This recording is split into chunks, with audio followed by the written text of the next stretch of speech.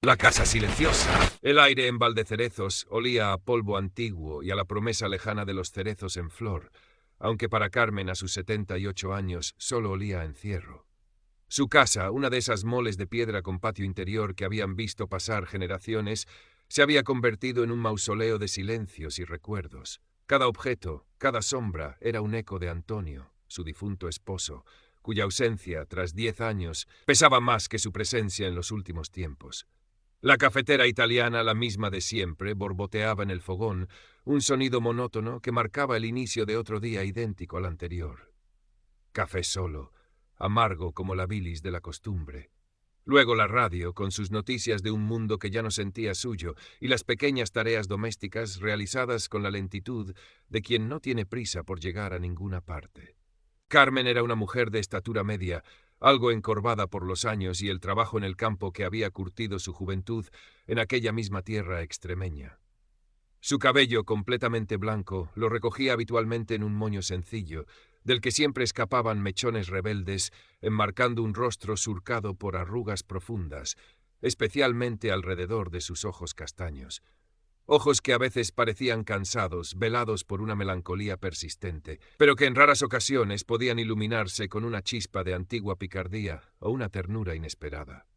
Sus manos, nudillosas y manchadas por la edad, revelaban una vida de labor. A menudo las mantenía entrelazadas sobre el regazo, como si contuvieran historias no contadas, secretos a buen recaudo. Vestía de forma sencilla, con sayas oscuras y blusas de colores apagados, y casi siempre llevaba un chal de lana, incluso en los días menos fríos, como un pequeño refugio personal. Su sueño frustrado de ser maestra, abandonado por las urgencias de la familia y la tierra, volvía a veces en sueños, en imágenes de tizas y pizarras, de risas infantiles que nunca escuchó en un aula propia. La relación con Antonio había sido compleja. Un hombre bueno, sí, pero de carácter difícil, que había llenado la casa con su vozarrón y sus silencios hoscos. Ahora solo quedaba el eco. Y la preocupación constante por Sofía, su única hija, que vivía en Madrid, enredada en los hilos de una vida moderna que Carmen apenas comprendía. El teléfono sonó, estridente, rompiendo la quietud. Era Sofía. «Mamá, ¿cómo estás?». La voz de su hija, siempre un poco apresurada, un poco tensa. «Bien, hija, como siempre», respondió Carmen, la frase hecha que ocultaba el vacío. Tras los saludos de rigor, Sofía soltó la noticia. «Mateo va a pasar unas semanas contigo este verano. Ya sabes, necesita un cambio de aires, desconectar un poco del ordenador y... bueno, creo que le vendrá bien». Carmen sintió un vuelco en el estómago. Mateo, su nieto de 16 años, un adolescente pegado a una pantalla, con unos auriculares permanentemente encajados en las orejas. ¿Qué iba a hacer ella ya con un muchacho así en aquella casa anclada en el pasado? Aprensión. La sensación de que sería una molestia, una alteración de su frágil equilibrio. Pero, muy en el fondo, casi imperceptible, una minúscula, inconfesada chispa de algo diferente. ¿Expectativa? Quizás solo el miedo a que la casa se volviera aún más silenciosa cuando él se fuera. «Bueno, hija, si tiene que ser, aquí hay sitio», dijo, sin mucho entusiasmo. Colgó el teléfono y el silencio regresó, pero ahora cargado con una nueva interrogante. La inercia de sus días contra la inminente llegada de aquel extraño que era su nieto. «Un extraño en casa». Mateo llegó una tarde calurosa de finales de junio, cuando el sol de Extremadura caía a plomo sobre Valdecerezos y las chicharras taladraban el aire. Bajó del coche de Sofía con la desgana propia de sus 16 años, arrastrando una mochila que parece tener todo su universo digital. Alto, delgado, con el pelo revuelto y la mirada huidiza tras unas gafas de montura moderna. Para Carmen, que lo esperaba en el umbral de la puerta, con su chal bien ajustado, Mateo era casi un extraterrestre.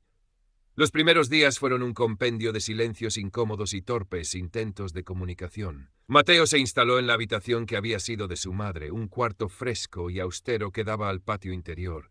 Se pasaba las horas con el móvil, los auriculares puestos, aislado en su mundo.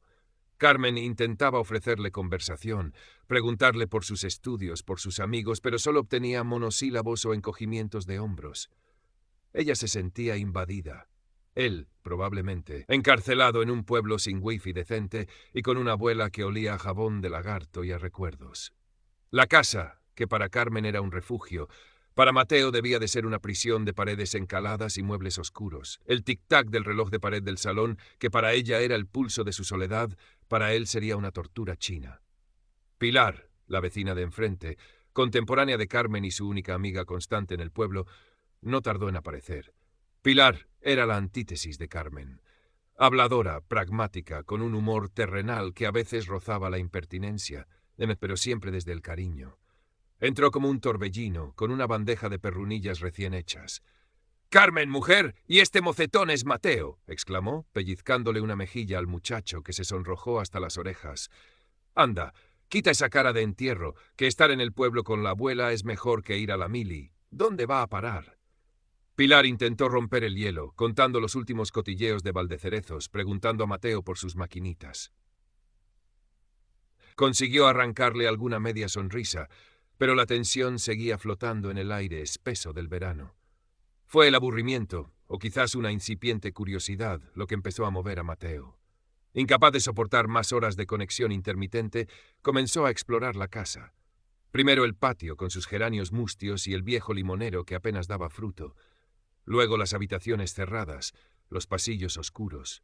Carmen lo observaba de reojo, con una mezcla de recelo y una secreta esperanza. Un día Mateo se detuvo ante una vitrina en el salón. Contenía algunos objetos de porcelana, un par de fotografías sepia y en un rincón unos viejos cuadernos escolares con la caligrafía infantil de Carmen. «Abuela, ¿esto qué es?», preguntó, señalando los cuadernos.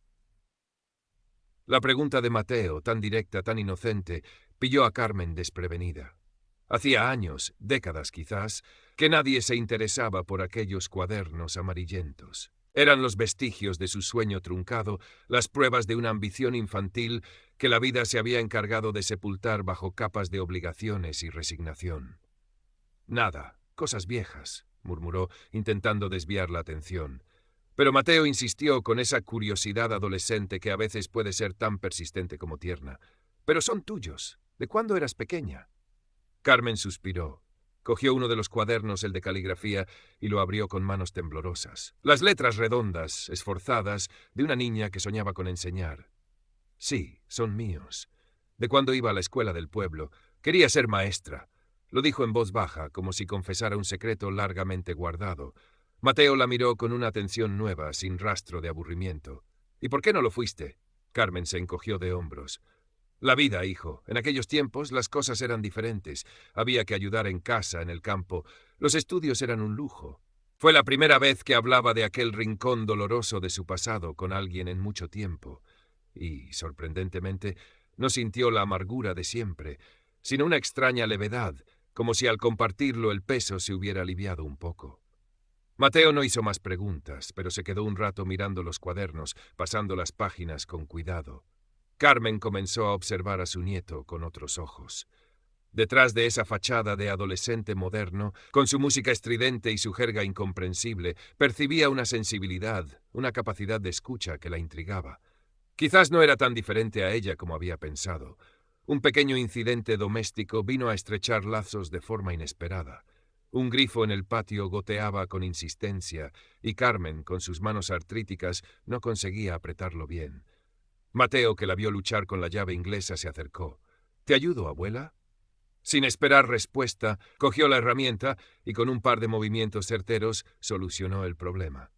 Fue un gesto simple, pero para Carmen significó mucho. Era la primera vez que alguien la ayudaba en una tarea así desde que Antonio faltaba. «Gracias, hijo», dijo, y en su voz había una calidez que sorprendió a ambos. Aquella tarde, mientras preparaba la cena, Carmen se encontró tarareando una vieja copla, algo que no hacía desde hacía años. Una pequeña grieta se había abierto en la coraza de su soledad, y por ella, tímidamente, empezaba a filtrarse una luz nueva. Segunda parte, el despertar de las semillas. La habitación cerrada.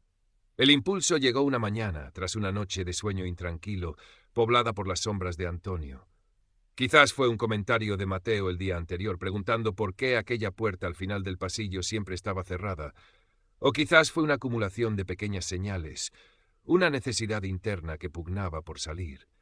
Carmen se levantó con una resolución inusual. Hoy enfrentaría la habitación de Antonio. Aquel cuarto había permanecido casi intacto desde su muerte. La cama hecha con la colcha de ganchillo que le tejió su madre, la mesilla de noche con sus gafas y un libro a medio leer, el armario lleno de su ropa, con ese olor suyo tan característico, una mezcla de tabaco, sudor y el agua de colonia barata que usaba los domingos. Era un santuario del dolor, un ancla que la mantenía aferrada al pasado. Respiró hondo y giró el pomo. El aire viciado la golpeó en la cara. Abrió las ventanas de par en par, dejando que entrara la luz cruda del verano y el sonido de los gorriones. Mateo, que la vio entrar con un cubo y trapos, se asomó con curiosidad. «¿Qué haces, abuela?» «Limpiar», respondió Carmen, con una determinación que no admitía réplica. «Hay que ventilar esto. El proceso fue doloroso, cada objeto una punzada. Sacar su ropa del armario, doblarla, decidir qué hacer con ella. Las camisas de trabajo ásperas y remendadas. El traje bueno. El de las bodas y los entierros, sus botas de campo, llenas de barro seco. Mateo al principio se mantuvo al margen, observando. Luego, viendo la congoja en los ojos de su abuela, empezó a ayudar de forma torpe pero bien intencionada. Bajó las cajas del altillo, cargó con las bolsas de ropa para donar. «Esta corbata es horrible, abuela», dijo Mateo, sosteniendo una prenda de colores chillones. Carmen sonrió, una sonrisa genuina, teñida de melancolía. «Se la regalé yo por un aniversario. Nunca le gustó, pero se la ponía para no disgustarme. Encontraron cartas antiguas, fotografías, pequeñas baratijas que Antonio guardaba en una caja de hojalata. Recuerdos agridulces. Horas después, la habitación estaba transformada. Las paredes desnudas, el armario vacío, el aire renovado. Carmen se sentó en la cama, agotada pero con una extraña sensación de ligereza. Como si al vaciar aquel cuarto hubiera vaciado también una parte del peso que llevaba en el alma. Mateo, a su lado, guardaba un silencio respetuoso. Aquel día, sin muchas palabras, abuela y nieto habían compartido algo profundo. Ecos del pasado, brotes del presente. Las conversaciones con Mateo se volvieron más frecuentes, más fluidas. Sentados en el patio al atardecer, mientras el calor amainaba, Carmen empezó a desgranar recuerdos de su juventud. Habló de Valdecerezos cuando era un hervidero de gente, de las fiestas de la cosecha, de las dificultades de la posguerra, de sus hermanos que emigraron. Mateo escuchaba con una atención que la sorprendía, haciendo preguntas que la obligaban a rebuscar en los rincones olvidados de su memoria.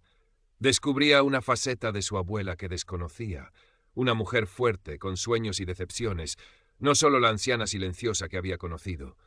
Un día, mientras ordenaban un viejo arcón en el desván, encontraron una cajita con semillas antiguas, envueltas en un papel amarillento. «Estas me las dio mi madre», dijo Carmen, conmovida. «Decía que eran de unos tomates muy dulces, de los de antes. Se me olvidó plantarlas». Mateo la miró. «¿Y por qué no las plantas ahora, abuela? En el patio hay sitio». La idea prendió en Carmen. Hacía años que no cultivaba nada, desde que Antonio enfermó. El pequeño huerto trasero se había convertido en un erial, pero la sugerencia de Mateo, tan simple, tan directa, despertó algo en ella. Al día siguiente, con la ayuda de su nieto que buscó en internet cómo preparar la tierra y cuándo sembrar, empezaron a trabajar en un rincón del patio. Removieron la tierra reseca, la abonaron con estiércol que consiguieron del corral de un vecino. Carmen, con sus manos artríticas, depositó las semillas con un cuidado reverencial. Aquel pequeño huerto se convirtió en un proyecto compartido, en una fuente de ilusión. Ver brotar las primeras hojas verdes fue para Carmen como un milagro, una metáfora de su propio renacer. Incluso empezó a cuidar los geranios mustios del patio, a regar el limonero. La casa poco a poco empezaba a tener otro color, otro aroma. El de la tierra húmeda, el de las hojas nuevas. Vientos de fuera. Una tarde, la llamada de Sofía llegó cargada de angustia. Un problema serio en su trabajo, la amenaza de un despido. Carmen sintió la familiar punzada de ansiedad en el pecho, el impulso irrefrenable de preocuparse hasta la extenuación, de ofrecer soluciones que nadie le pedía. Era su patrón de siempre, el que la había consumido durante años. Estuvo a punto de recaer, de sumirse en un mar de lamentos y temores. Pero algo había cambiado en ella. Las conversaciones con Mateo, el trabajo en el huerto, el haber enfrentado los fantasmas de la habitación de Antonio, todo eso había removido sus cimientos. Respiró hondo. Escuchó a Sofía, la dejó desahogarse. Le ofreció palabras de consuelo, de apoyo, pero evitó caer en el dramatismo. «Hija, eres fuerte, ya has pasado por otras peores», le dijo con una calma que la sorprendió a sí misma. Ya verás cómo encuentras una solución, y si no, pues se buscará otra cosa. No se acaba el mundo. Sofía se quedó en silencio al otro lado de la línea, quizás extrañada por la serenidad de su madre. Gracias, mamá, dijo finalmente con la voz más tranquila. Tienes razón.